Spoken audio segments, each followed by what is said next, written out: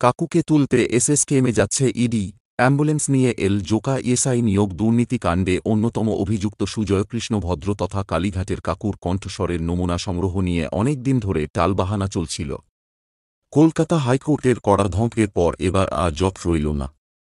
বুধবার রাত 8:45 নাগাদ এসএসকেএম হাসপাতালে পৌঁছে গেল এনফোর্সমেন্ট ডিরেক্টরেটের টিম।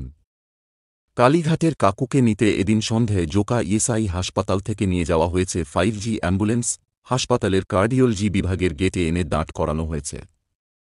এর আগে সুজয়কৃষ্ণবাবু তাঁর হৃদযন্ত্রে সমস্যার কথা বলেছিলেন, সেই কারণে আইসিইউতে ছিলেন তিনি। ফলে তাঁকে এসএসকেএম হাসপাতাল থেকে জোকা ইএসআই হাসপাতালে নিয়ে যাওয়ার সময় যাতে চিকিৎসার গাফিলতির অভিযোগ না ওঠে তাই আটঘাট বেঁধেই নেমেছে ইডি। সূত্রের খবর, এসএসকেএম হাসপাতালে যে চিকিৎসকরা সুজয়কৃষ্ণ ভদ্রর চিকিৎসা করছিলেন তাঁদের সঙ্গেও কথা বলেছেন ইএসআই হাসপাতালের চিকিৎসকরা।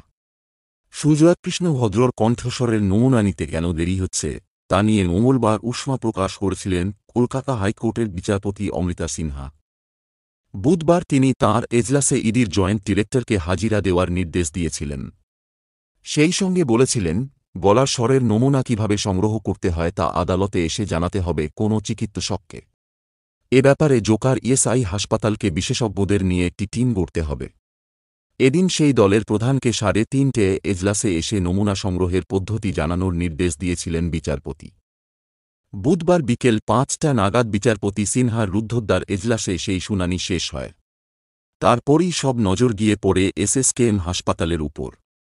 সূত্রের মতে, সুজয়কৃষ্ণ ভদ্রের কণ্ঠস্বরের নমুনা সংগ্রহের জন্য তাঁকে একবার জোকা ইএসআই হাসপাতালে নিয়ে যাওয়ার পর আদৌ এসএসকেএমে ফেরানো হবে কিনা তা নিয়ে সংশয় রয়েছে। জোকা হাসপাতালেই তাঁকে আধা সামরিক বাহিনীর প্রহরায় রেখে দেওয়া হতে পারে।